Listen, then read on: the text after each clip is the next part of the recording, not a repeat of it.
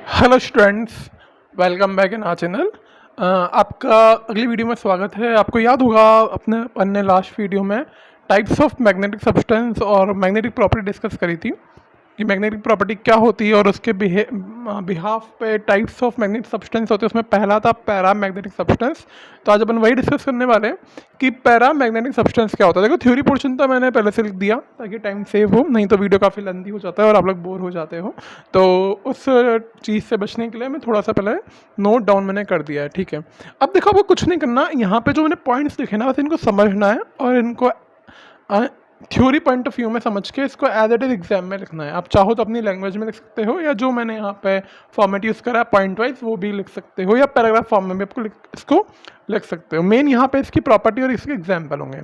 ठीक है, तो पहला इसने बोला है कि they are weakly attracted by external magnetic field. ठीक है, अब देखो इससे क्या होगा। सपोज यहाँ पे ये आपका पैरा मैग्नेटिक सब्सटेंस आपने रख रखा है। अब मुझे नहीं पता कि ये सब्सटेंस पैरा मैग्नेटिक है या डायमैग्नेटिक है, I don't know.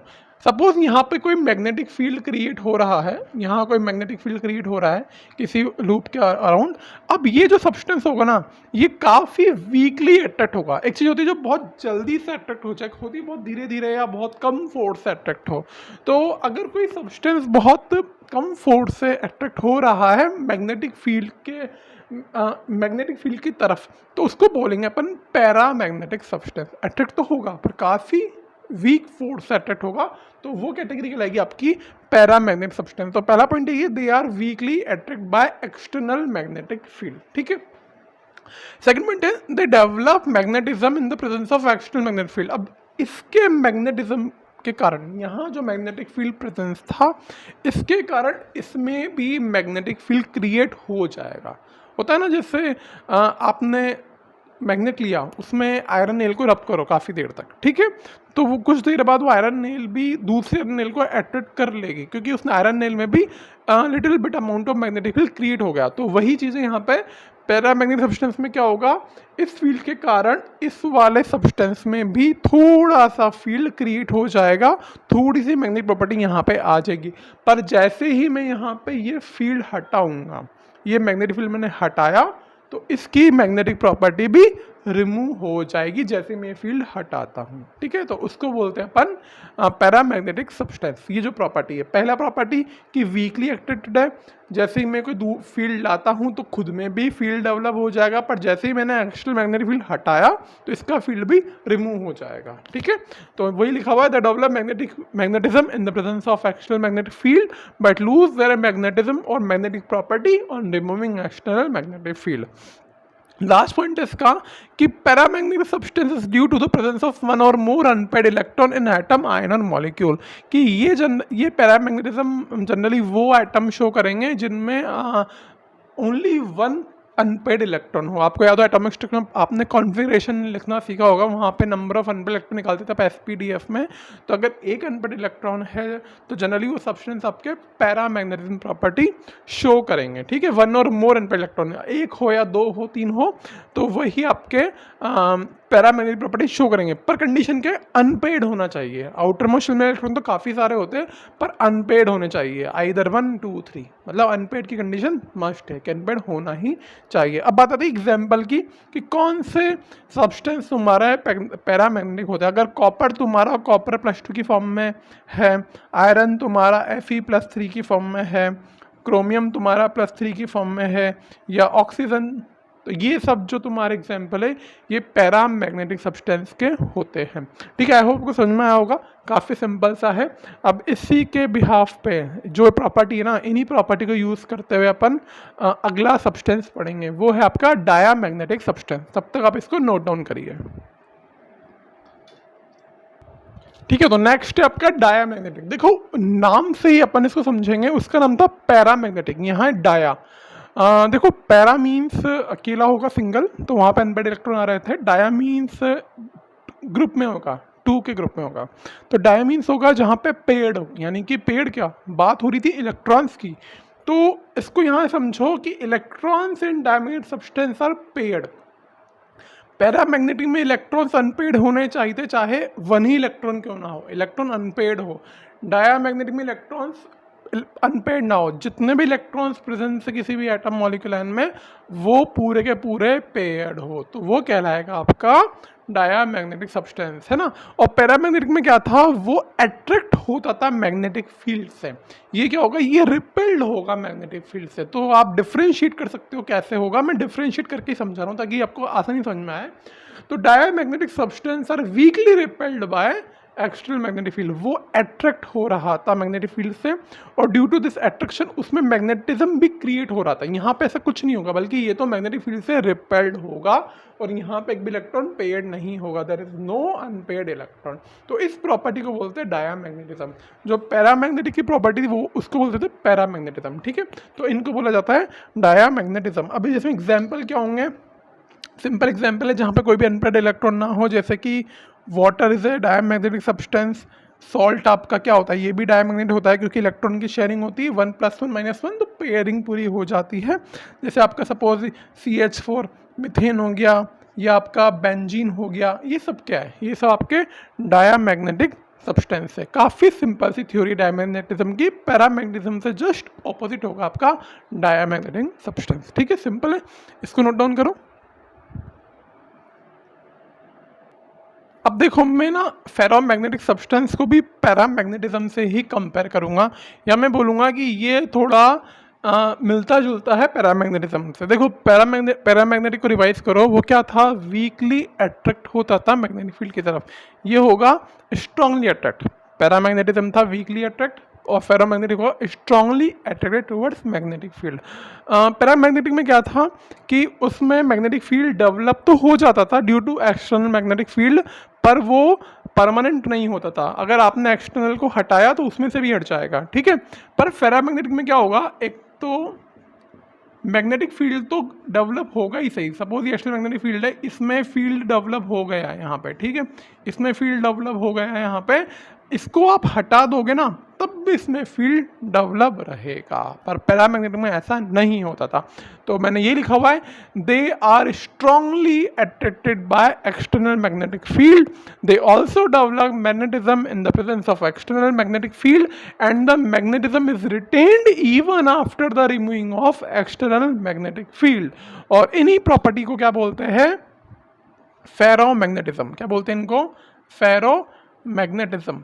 In properties को बोलेंगे फेरोमैग्नेटिज्म की, ये प्रॉपर्टी आपकी कहलाती है, ठीक है। अब एग्जाम्पल क्या होंगे, एग्जाम्पल देखो, पैरामैग्नेटिक में लिखा था Fe+2, यहाँ लिखूंगा Fe ओनली, आयरन, और आयरन हो गया आपका एग्जाम्पल।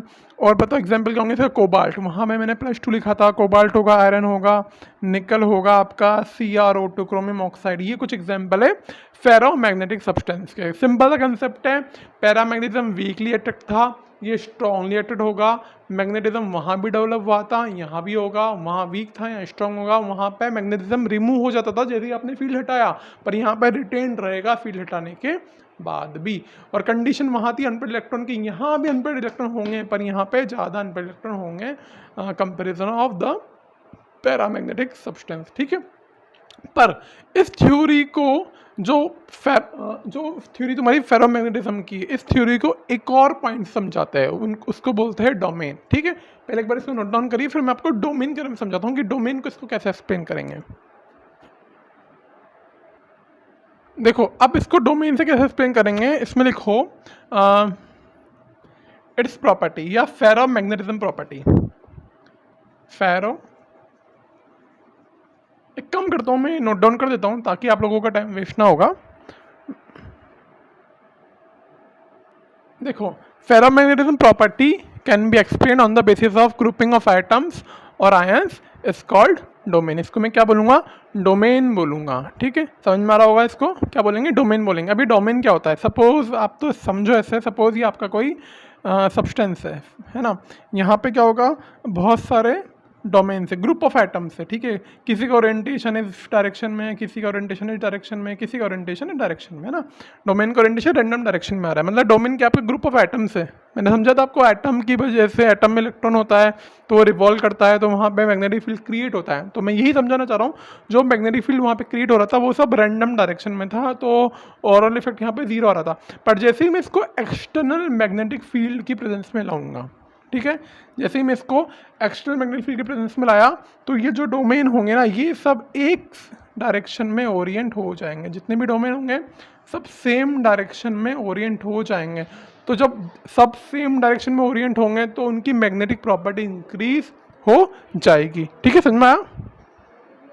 तो जैसे ही आपने यहाँ पे एक्सटर्नल मैग्नेटिक फील्ड क्रिएट किया तो इनके डोमेन सेम डायरेक्शन में ओरिएंट हो गए, इसलिए यहाँ पे क्या होता है मैग्नेटिज्म अच्छा क्रिएट होता है और ये स्ट्रांगली अट्रैक्ट हो जाते हैं मैग्नेटिक फील्ड की तरफ। ठीक है, ये पॉइंट यहाँ पे क्लियर हो गया, इसको आप नोट डाउन करिए। मैं आपको एक पॉइंट और बताता हूँ यहाँ पे।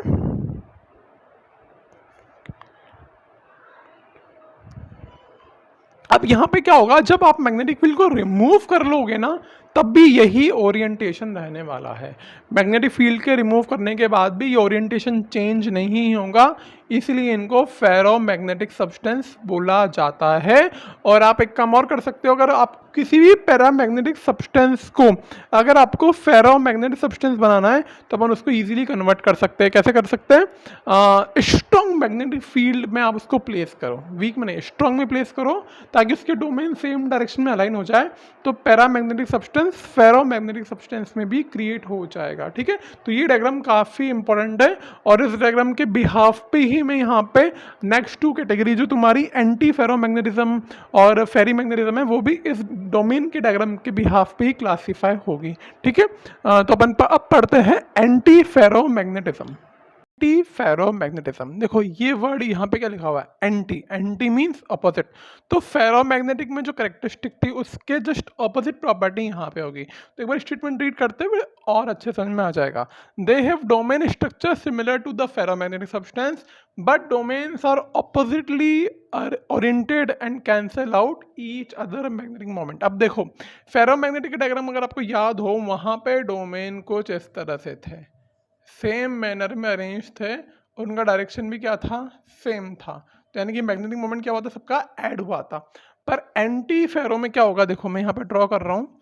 एंटी फेरो में क्या होगा, डोमेन तो आपके अरेंज है पर इनका जो ओरिएंटेशन है ना वो अप डाउन अप डाउन, यानी कि जो नेट मैग्नेटिक मोमेंट है वो क्या आएगा, जीरो आएगा। मतलब इनका मैग्नेटिक मोमेंट कैंसिल हो रहा है, इसका इसकी वजह से कैंसिल हुआ, इसका इसके से कैंसिल हुआ, ऐसे नेट मैग्नेटिक मोमेंट क्या होगा, जीरो हो जाएगा। ठीक है, तो ओरिएंटेशन तो सेम है पर ऑपोजिट मैनर में होगा इसका ओरिएंटेशन। ठीक है, अब इसमें एक पॉइंट और है काफ़ी अच्छा सा कि this orientation is not change by application of external magnetic field, कि इस ओरिएंटेशन को आप चाहे कैसा भी फील्ड लगा दो बाहर की तरफ, इनका ओरिएंटेशन चेंज नहीं होगा, ये इसी उसमें रहेगा। यानी कि आप एंटी फेरोमैग्नेटिज्म की प्रॉपर्टी को चेंज नहीं कर सकते। ठीक है, और इन दो प्रॉपर्टी को ही बोलते हैं एंटी फेरोमैग्नेटिज्म। ठीक है, अब ये किस टाइप के मेटल होते हैं, इसका एग्जाम्पल आपको एनसीईआरटी में एक एग्जाम गिवन है, that is manganese oxide is example of anti ferromagnetic substance. तो काफ़ी सिंपल था, अगर आपको शुरू के 2-3 समझ में आ जाते हैं